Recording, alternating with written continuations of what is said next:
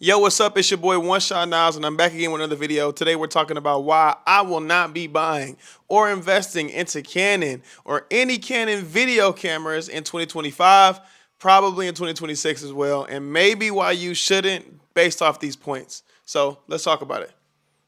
Yo, what's up? It's your boy One Shot Niles, and I'm back again with another video. Today we're talking about why I will not be reinvesting into Canon. Even though I started my whole journey with Canon, I will not be buying any more Canon cameras, and here are some of the reasons why I will not buy some Canon video cameras. So let's talk about it. So before I start this video, I want to talk about why Canon is an amazing brand, but for video and professional video shooters and cinematographers, I don't think Canon is a really great company anymore. Now, I'm going to get into this video, but I wanted to have a disclaimer first. Canon is a great ecosystem to get into, but for video shooters at the level that I'll be talking about, maybe you want to think a little differently. So that's kind of why I'm going to get into some of these points. So disclaimer, if you want to buy Canon, go ahead and buy Canon. Don't let me influence you. So go out there, buy your Canon, and go shoot some nice videos. So the number one problem that I have with Canon is that Canon is a photography first company. Canon is not a video first company. Of course, photography ruled the world for years, and people had photography cameras way longer than they had video. I think we've been having video and mirrorless cameras for the past 5 to 6 to 8 years. I think I could be wrong about that one. It could be 10. I know a lot of guys started from the 10-year mark because they started with, DSLR cameras, and Canon being one of the first cameras to pop out with video functions on their photography cameras. I won't be buying into this company as I used to because they're a photography first camera. So every time you look at a camera that's coming out in the Canon lineup, when it comes to, let's say, the $1,000 to $2,500 range, it's going to be more photography based. It's going to have more photographer features. It's going to have some really pro video features as well. Don't get me wrong, but I'm going to talk about some of the things and why we need certain aspects of video in these cameras to show us that it's a very video first camera and not a photography first camera. So let's get into some examples. So personally, I actually started with Canon. This is my first Canon camera. This is my first camera I've ever actually owned in my life. It's the Canon M6 Mark II, and it's a really great camera. When video was coming out, people wanted 4K, at 30 frames a second, no crop, because all video cameras at the time had crop. This was one of the best cameras to get at the time for a decent price range, because I think the 5D Mark IV was like a really huge camera at the time. But if you wanted to get into mirrorless, because it was like mirrorless versus DSLR at the time, this was one of the cameras to get. It's the big brother, the M50. It was great for content creators. It was great for photographers, and it was great for video users because it had 4K 30, no crop. So that was like an amazing thing to buy. So originally in my first purchase, I wanted to stick with Canon. I was in the EFM line. We'll talk about lens mounts later. And I wanted to get into the R mount, of course, because it was new, but I was just so confused as a beginner, not knowing what was the difference in all these different things because they were changing so much at the time. And I didn't understand what EF was. I didn't know what RF was. I barely knew what EFM was. I just knew they didn't have a lot of lineup for me when it came to EFM. So again, I started my journey, with the Canon M6 Mark II, and then I wanted to buy the Canon R7 before I bought an FX30. And kind of even before I bought the Blackmagic 6K Pro, I wanted to get a Canon R7, but into thinking about buying that camera for video, the biggest caveat for me was not the log footage being a different version or, none of that. It was the actual professional usability that the camera offered. And it's an amazing camera. It has 10-bit. It has a lot of the features the Sony Fx30 offers, don't get me wrong. But the thing about it was the body of the camera was made for photographers. So it goes back to my first point and why the photography-based company shoots towards photographers, and that price range being a beginner photographer, a beginner hybrid guy. But Sony, to me, spoke out, and the FX30 was a cinema camera, a video first camera. And the fact that the R7 did not have a fan, it overheated, it was great for video, but long form video, you had to worry about the overheating aspect. And to me, that's like a really big thing because I'm in Texas, in Houston, and it's humid, it's hot all the time. And I run video 95% of the time, actually 99% of the time. So I'm never shooting pictures. But in the photographer standpoint, if you look at the Canon R7, it was an amazing, purchase. If I was a photographer who just wanted video on the side, that would have been a great purchase for me. But I didn't really want to get into photography, and I actually never have. The fact that the FX30 offered, you know, even still images, I was like, okay, that's great. I can still take a picture. So, you know, in the hybrid realm, Canon does fit right there. But in the video first realm, which we're talking about, it doesn't fit very deeply. Let's go to another con that the Canons have when it comes to the video format. The video marketing is terrible. That's my number 2 point. You got to go from the R7 to the R5 to the R5C to the C70. That is a lot, you know, even though they just made the C70 Mark II, you know, who wants an R6 if they're a video shooter? Again, we don't have the perks of the fan in the camera unless we buy a $5,000 purchase or a $4,000 purchase, which is the R5C, or it's the Canon C70 or C80. That's a big jump for a person who's not really making over $200,000 in video to justify having a C70 or C80 or a R5C. You know, and a FX30 was like a great like drop in when it came to it. And I'm not trying to ride the FX30. I'm just saying, like, in the video format, this is an amazing camera. Now the C70 has ND filters, the R5C has a fan in it, you know, all these different things, you know, and the R5C has photo and video professional capabilities. Don't get me wrong, but just thinking about the price when it comes to Canon is a crazy jump. You can't really upgrade as a beginner from Canon M6 Mark II to a $4,000 difference. When I bought this camera for $1,100, so I bought this camera at $1,100, but then the $4,000 jump markup would be ridiculously crazy for me.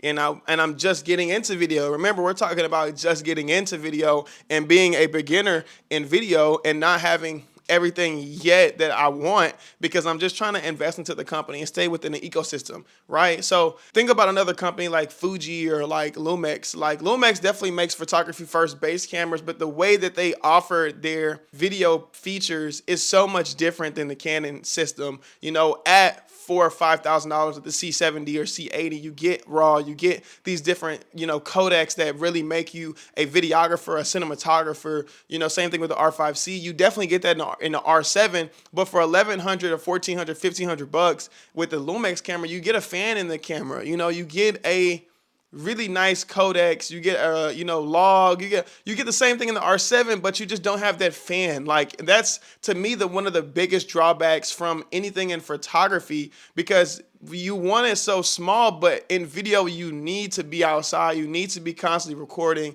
and I can't bank on my camera overheating. So the fact that Lumix has it, you know, Fuji has a small fan. I think Fuji has a small fan in their camera, but I know for a fact Lumix has fans in their cameras, and that for me would make me want to go that route versus buying the R7 that's $200 less than the That's $200 less than the FX30, but still more than the Lumix S5 II or S5 IIX. That to me, I don't know if I would, you know, bank on that. So it's really a photography thing at the end of the day. It's really not an ecosystem that you can grow in video from, you know, beginner to mid-tier. You have to go from beginner to cinema, which is a kind of crazy thing, which I'll talk about more into the cinema aspect of this ecosystem. And going back into this ecosystem part, my third point is the RF mount. The RF mount is not, you know, situated for cinema style video. It's really expensive glass. It's a $4,000 24-105. That's a really long lens, you know, and it's aimed for video shooters, but who wants to buy that? You know, like it's just a $4,000 lens when I could be just doing some cinema stuff and get like a kit, a budget kit at that, you know, and get like a nice 2-lens set, you know, of DZO lenses or some Mikey primes and just rock that way, when I got to spend $4,000, $22,000 on a 24-70 RF mount. But when I've been rocking EF for the past 20 years, I have to change over. You know, when I buy my new cameras, I have to buy an adapter. I have to do these things. Like, it's just, to me, they're gatekeeping, and they're gatekeep so much, it really makes you not want to invest into their company, because it's just a lot going on when the Sony E-mount is just all in all the same. Lumix has the same problem when it comes to, you know, their cameras. I know the GH4 and all that have different mounts. I think I saw that in a video. I don't know for sure, so tell me in the comments what you think about that and the actual correctness of that. But I know for a fact Sony has just been having the same mount for so long that no matter if you have a lens that's 10 years old or 2 years old, it's going to fit the same camera, APC or full frame, it doesn't matter. And that goes back to the point. They tried to make a content creator line and they went EFM line, and to me, the EFM was just terrible. They made 4 lenses for it. Sigma made a couple, you know, and that just made it even worse. So the fact that even RF is gatekeeping from other third party lens manufacturers is another bad point, because like Sigma, Tamron, all these people are trying to make stuff that are alternatives to this $4,000 purchase, but Canon is just now accepting them to even make stuff for them. So that's another big problem that Canon has, that people just want to run away from. And again, buying a camera in 2025, I still would recommend you to buy a Canon camera, but it just depends on what you do, and I have to stay strong on that. I'm not going to be a tech guy telling you what the tech stuff is. I'm going to tell you as a professional, stick to what you know, and if you're buying a camera to invest, then think about the investment process and the ecosystem. If you want to deal with, the EF to RF problems, you want to deal with, some of the smaller lenses you can't use, for things. If you had the M50, if you want to deal with less audio functionality when it comes to the R7 and things like that, and not having like a top handle or XLR imports and having to build out a camera, having to put a fan on the camera, even though the A7 IV does that, the Sony 6700 is the same, but the fact that Sony has set aside a cinema lineup, at this budget range that really helps people grow. And then it goes to my fourth point. The fourth point is the growing out of the ranges of prices, right? The price ranges that you start at. We start at 500, we end up at 11, we end up at 15, we end up at 2, 25, 35, 50, 5, not 50. We're able to backdoor ourselves and buy 3 and 4 cameras and do all these other things. But the thing about it is, after you graduate from the C80, beautifully, they just made the C400, but beforehand, you would go into the dock style cameras, and if you don't do dock style work, then you were just kind of messed up with the C300, the C400, C500. Those are great cameras, but are they making Netflix, movies at the Sony Venice level? That's my thing. Again, people are going to be in the comments saying that they do, but have you seen a Netflix movie made from a C300, C500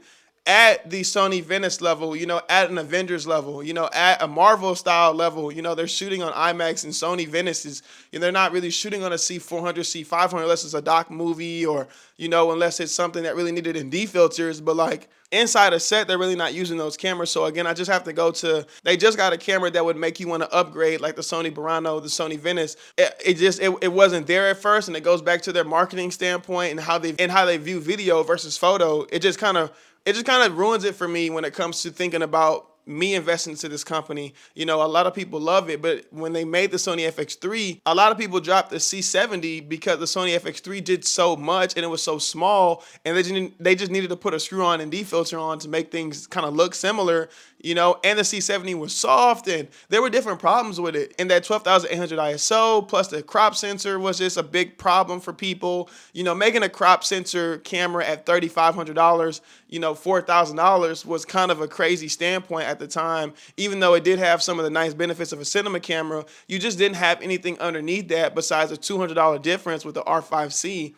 And the R5C has its drawbacks. So I'm not trying to get on top of Canon like that. I just got to be serious and talk about, what are you thinking about when you're buying into your ecosystems? I decided to leave Canon because Sony just made more sense. And it took me a long time to realize that. If you go through my videos, you'll see that I wanted to sell the Sony for the Lumix, but I had to think about it, man, like every box they check. I'm not trying to be a Sony muncher either. I'm just being serious. The Lumix, I saw a guy talk about the Lumix cameras, and now he never sees people with a Lumix camera, or their lens lineup is not a lot, or things like that. The Sony's lenses beat out everybody. And I have majority EF lenses. I'm actually shooting on an EF mount right now because I have majority EF lenses because I started my journey on a Canon. So again, when they changed the RF, they just changed my mindset. And every time I looked to buy a camera or a lens, it just was super expensive and lacked the video quality, the video capabilities, not the quality, but the video capabilities needed to become a shooter in this brand and be such an advocate for them. So at that point, I decided to be a Sony shooter and just give Sony a try. It took me about a year to actually get into Sony. So it was a big curve. I do have so many EF lenses. I just bought into Sony E-mount. So I just wanted to have this small conversation, talk about their marketing, talk about the EF to RF problem, talk about their capability at a certain price range when it comes to cameras and why people don't want to buy them compared to these cameras. The other camera companies, actually talking to these video shooters who are trying to be the next level of video shooter, the next cinematographer, the next DP, because the other ones are, they're leaving out. But we're going to come up next, and we're going to be the ones who pick, and I think we're going to pick Sony, or we're going to pick Lumix, or we're going to pick Fuji over Canon, just because we outgrew the photography phase. We outgrew the mirrorless hybrid phase, and now we're trying to get into a brand where we go from FX30 to 3 to 6 to Sony Burano to goddamn Sony Venice. So at that point, it's a little different when it comes to Canon. You're supposed to go from what, like Canon R10 or R50 now to the 10 to the 7, to like what? The R5C. Again, it just goes and shows the big depth in the video aspect. If we're talking about photography, that's different. You go from 50, you go to 10, you go to 7, you go to 5, and then you go to, so R3, my apologies. So the R3 is a great photo camera, but in video, we're not using that camera either. So it's just, I had to point that out and maybe suggest to you in 2025 to pay attention to the purchases that you're making when it comes to your videos and it comes to your investments as a company. So pay attention to the investment that you have to do.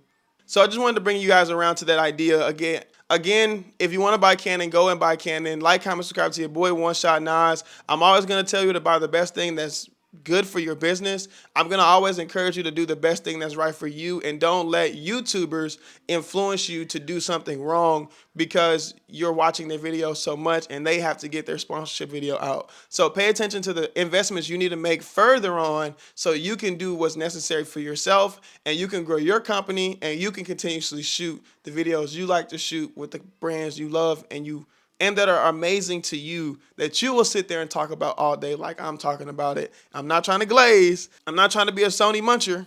But again, I made a decision, and I'm actually glad I made that decision. So again, like, comment, subscribe to your boy One Shot Nas. Like, comment, subscribe to your boy One Shot Nas. I appreciate you guys for liking my last videos, doing the thing. Please, road to 1,000 subs. Keep like, commenting, and subscribing. Subscribe, please. I see a whole bunch of people coming through, but they're not subscribing. So please subscribe to the channel. Road to 1,000 subs. I appreciate you guys for listening. So peace.